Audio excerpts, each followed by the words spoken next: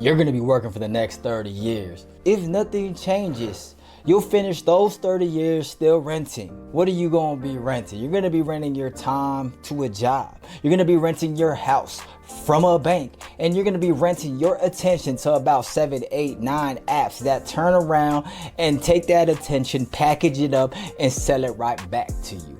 Guess what? That is not a money problem. That's an ownership problem. Your name isn't on anything.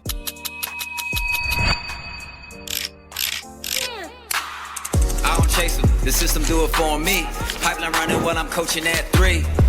My name is Chris Cash, 20 plus years in this city, radio personality, VIP host, and real estate agent. And everything I own came from one decision: own more, owe less. So today I want to talk about doors. We're going to talk about 5 doors. 4 of these you probably heard before in some way, shape, or form. The 5th one nobody's going to tell you about, and there is a reason. I made a whole entire album about this, so stay with me until the end. Before I get started, let me explain why I am saying doors. So in the investment world, when 2 people meet, they don't ask how much money do you have. They ask how many doors do you got. A door means a unit.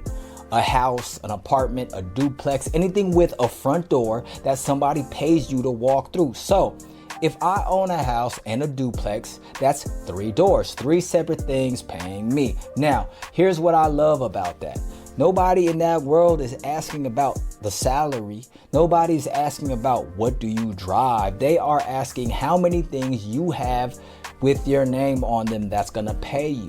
That's the only scorecard in that world that matters. And I'm gonna go ahead and stretch that word a little bit today because it works for more than just houses. Because a door is really just this: something you own that pays you, that you can walk through when you need to. And that's it. Some doors are houses, some doors are skills.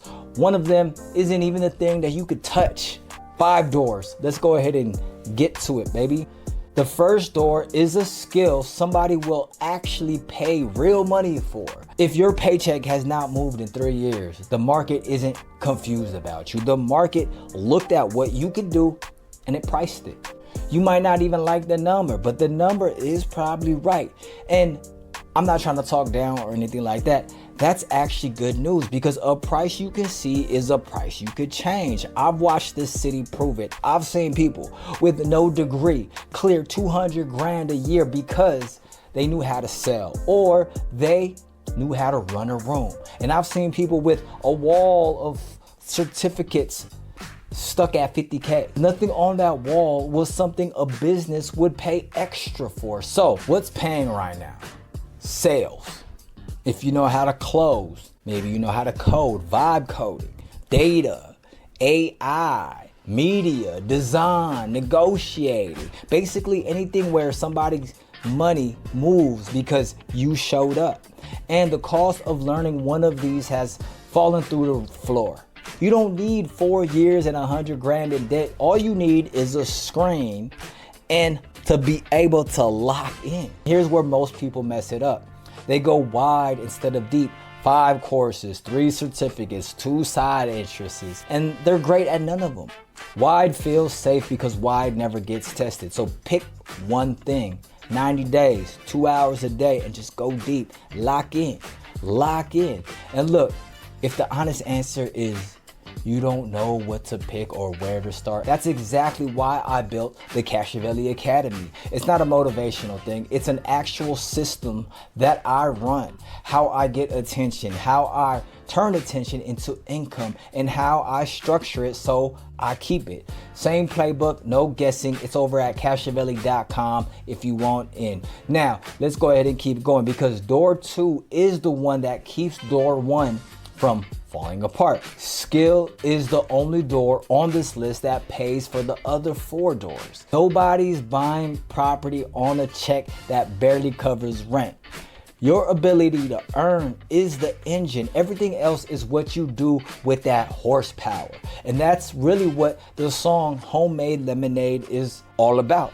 You don't get to pick what's in the house. You just got to be able to make something out of it. Skill is how you make something out of it. But a skill by itself isn't a door. It's a gig. Because the minute something breaks, you will sell that skill cheap just to get through the month. And that is door number 2. Door number 2, cash. Cash money. Set aside that you can actually get to. I know what people be saying about cash. Every finance page online says cash loses to inflation. Cash is for people who just don't understand. But here's what they leave out. Cash isn't there to grow. Cash is there so you never have to sell. Let me tell you what I actually see doing this job. I've been an agent in Las Vegas. Almost every desperate sale I see, every we need out in 30 days, every seller walking away from $40,000 in equity wasn't a home problem. It was a cash problem.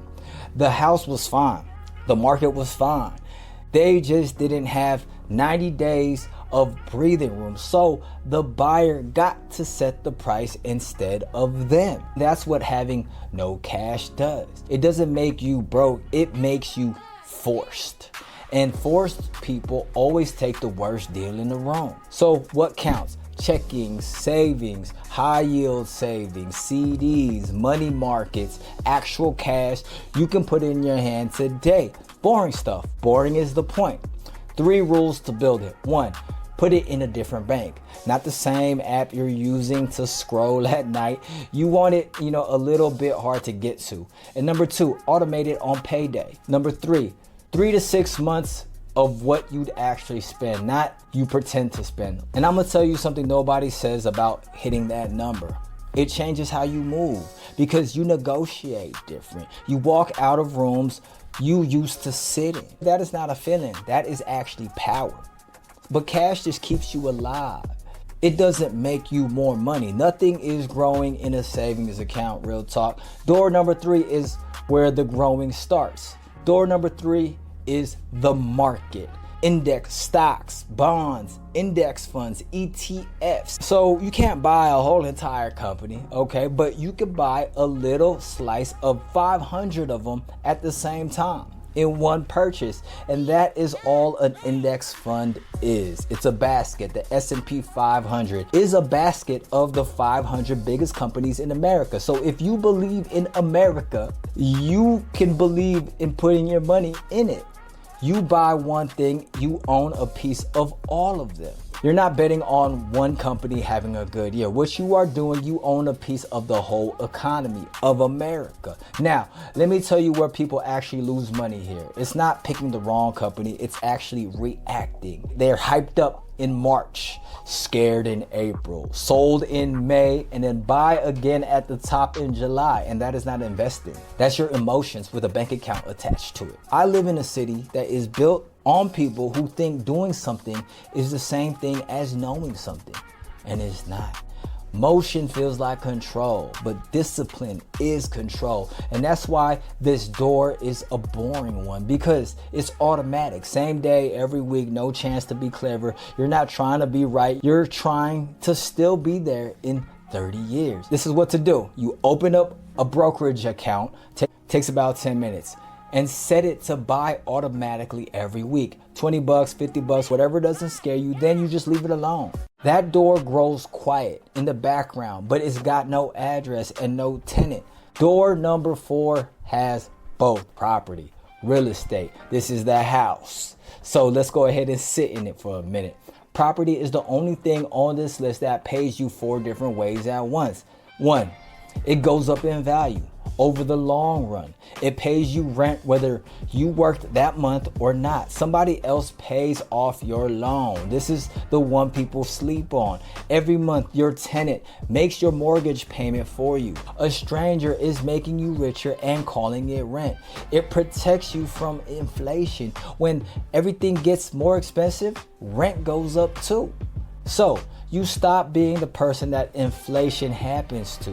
Plus the tax side. I'm not going to go ahead and give you tax advice on YouTube. You have to talk to a CPA, but just understand that the tax code is written to benefit owners. And that is not a secret. It's public document. Somebody just never told you to go and read it. And you don't need a portfolio. You just need one first to start. Start where you already know the ground. I built my business in the southwest of Vegas. Mountains Edge, Rhodes Ranch, Huntington Cove, Skyline Ridge, because I could tell you what a street was worth without opening a computer. And that's the edge. Not finding out some hot market you heard about on a podcast, knowing the one you already live in. Before you buy anything though, look at what rents actually go for, how fast places sell, are people moving in or out, taxes, insurance, what's getting built, what just got closed. And if you don't want tenants and toilets and all of that, you can still own property with REITs, REITs, syndications, fractional shares, less control, way less of a headache, but your name is still on something. See, property is the first door on this list that can outlive you and still be paying somebody with your last name. And that's what I mean by bloodline equity. You're not building a lifestyle. You're building something with an address that can get handed down. But here's the term, and this is the whole reason I made this album. Property is the last door that needs a bank, a down payment, and permission. Door number 5 needs none of that, and hardly anybody in your life will tell you it's real estate. Door number 5 is attention. Attention is the new address. And I mean that literally. Now, you might have heard somebody say digital real estate before. And when most people say it, they mean websites, domain names, buying a URL and flipping it. You know, that's been a thing since the 90s. But that's not what I'm talking about here, okay? I'm not talking about buying a website. I'm talking about the whole thing behaving exactly like property. And I know it does because I sell property for a living. 20 years in this city, licensed real estate agent. I know what makes an asset an asset. It goes up in value. It pays you rent. Somebody else pays down your note, and it protects you when prices rise. Those are the 4 things, and that is the test. So I ran the test on attention, and it passes all 4. That's the part nobody is saying, and that's the reason for this whole album. Everybody else is talking about this as a marketer. I am a guy who does both. I own the dirt and I own the signal, and I'm telling you, they work the same way. Every app you post on is a neighborhood you don't own. You didn't buy in. You're posting in a building somebody else owns, and they can change the rules on a Tuesday when they change the algorithm. That's a rent hike, and you don't get to vote. And that's not ownership. That's a month to month. So what's the part you actually own? It's simple. Whatever you'd have if every app disappeared tonight. Your email list, your phone contacts, your catalog, your name, your brand, the thing people type in on purpose instead of stumbling across. And this is a real door. It's not a content tip because it acts like the other 4 doors. It goes up in value, except what builds it is your reputation instead of wood, lumber. It pays you.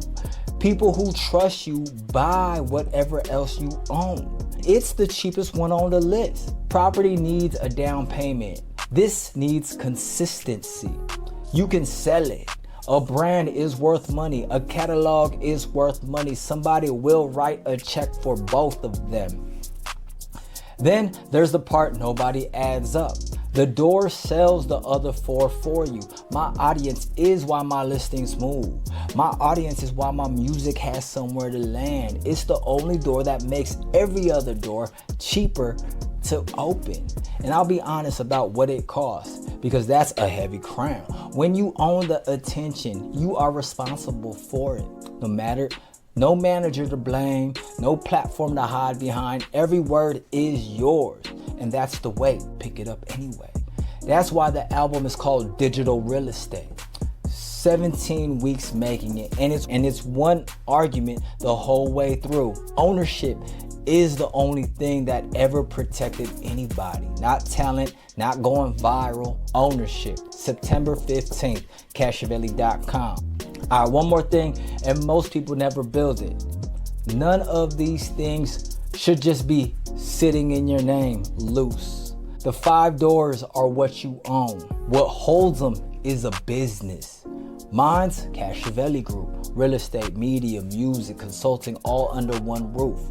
And that structure is its own kind of ownership because it's the only one where you set the terms, keep the money, and could sell the whole thing one day.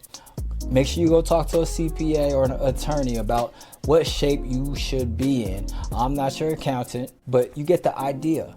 Rich people actually don't own things. They own the things that own the things. You don't need all 5 this year. You just need to stop renting your whole life. Skill, cash, the market, property, attention. 5 doors, and you don't just walk through them. You own them. Old you is gonna live in whatever young you buys, so go buy something. Let me know in the comments how many doors you got and which one you're working on next. I'll read all the comments. And if door 5 is the one that hits you, if that's the door you know you've been renting on, that's the whole album. Digital Real Estate, September 15th. Everything in one place, Cashiavelli.com. The album's there, the academy is there. Own more, owe less. Gone.